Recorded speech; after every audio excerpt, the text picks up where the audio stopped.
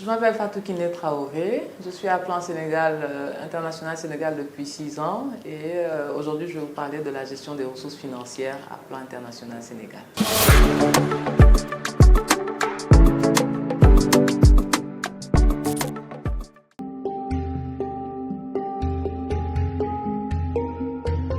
Alors, ma mission à Plan International Sénégal, c'est vraiment de veiller sur la gestion des ressources financières. Donc, c'est d'abord d'assurer que les activités que nous allons dérouler, le fonctionnement qui va être nécessaire pour dérouler ces activités sont suffisamment financés par des ressources qui soient adéquates. Donc, les ressources, nous avons deux types de sources de financement.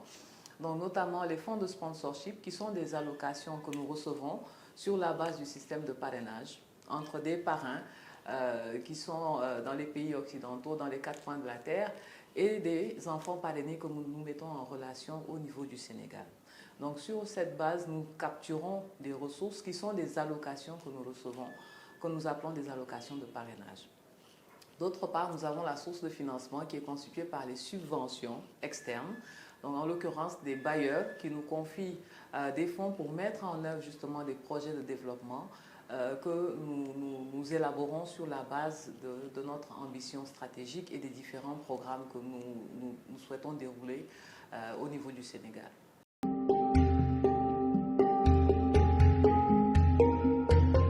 Nous avons deux sources de financement. C'est qu'en général, la part de financement du parrainage, elle varie entre 20 et 30%. Lorsque la part de financement des subventions, donc sur la base des projets et des subventions des bailleurs de fonds externes, varie entre 70 et 80%.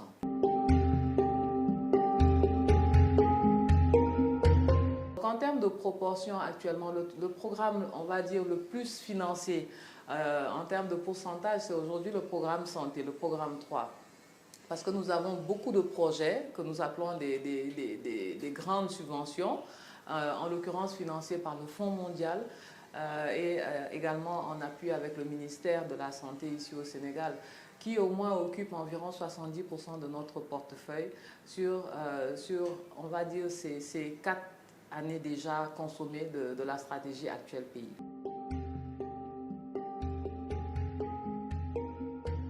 Il faut être totalement intègre. Et pour moi, l'intégrité, ce n'est pas juste une question d'argent, ce n'est pas qu'on vous confie de l'argent, mais même les informations qu'on vous confie.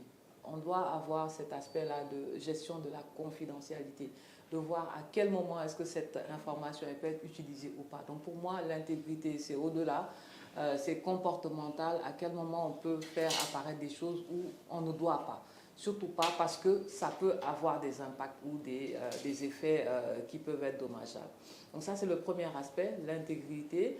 L'organisation, ça c'est le deuxième élément, vraiment la capacité d'organisation. Il faut pouvoir organiser son travail, il faut pouvoir agencer, planifier ses tâches, ses activités, mais également pouvoir les dérouler et pouvoir s'auto-évaluer au fur et à mesure. Donc pour moi, ça c'est l'organisation du travail.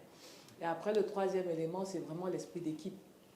Parce que forcément, on ne peut pas être dans ces aspects, en fait, dans cet environnement-là et ne pas travailler en équipe. Ne serait-ce que pour avoir les informations qui nous servent de matière première pour pouvoir travailler. Parce qu'on traite des transactions, on traite des opérations. On a besoin de savoir quelle est la nature, comprendre ces opérations et comment les traduire. Parce que l'objectif, au-delà de gérer les ressources, on a la traduction de toutes les transactions.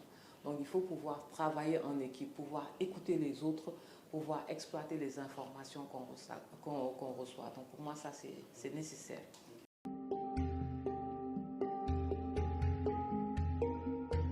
Alors d'abord, le premier élément, c'est la formation. Donc je vais d'abord lui conseiller pour moi, tout passe d'abord par la formation. Avant de chercher à maîtriser les choses, à se positionner, il faut d'abord avoir le savoir et la connaissance. Donc accepter, et je pense que nous sommes tous passés par là. Nous savons que ça peut être très dur, mais il faut accepter de passer cette étape-là et de le faire bien, en étant vraiment dans la perspective de pas assister à une formation, mais vraiment de pouvoir capturer le maximum et de pouvoir démontrer justement être le plus performant au-delà de cette formation. Donc le premier élément, c'est la formation. Le deuxième élément, c'est de croire en elle. C'est-à-dire, il faut croire en ses capacités. Comme je disais, on a un leadership qui est inné, mais il faut qu'on puisse vraiment avoir une confiance en nous-mêmes, savoir qu'on a les capacités, savoir que ça va être difficile, ça peut être difficile, il y aura de la compétitivité, il y aura des déséquilibres culturels, peut-être qui ne vont pas être en notre faveur, mais il faut croire que nous pouvons. Et beaucoup de femmes démontrent actuellement qu'elles ont la capacité de faire les choses, d'apporter des changements, de vraiment être exceptionnelles. Donc il faut qu'il y ait cette confiance en elles. En se disant que forcément ça ne va pas être quelque chose, une tâche gagnée d'avance, mais on dit qu'on ne gagne que les batailles qu'on a menées.